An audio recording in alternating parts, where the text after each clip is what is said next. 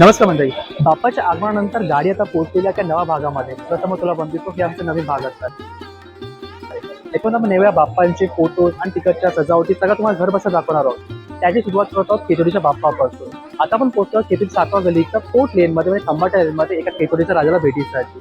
बाप्पाची मूर्ती यावेळी तुम्हाला गरुड पुराणामध्ये दिसणार आहे.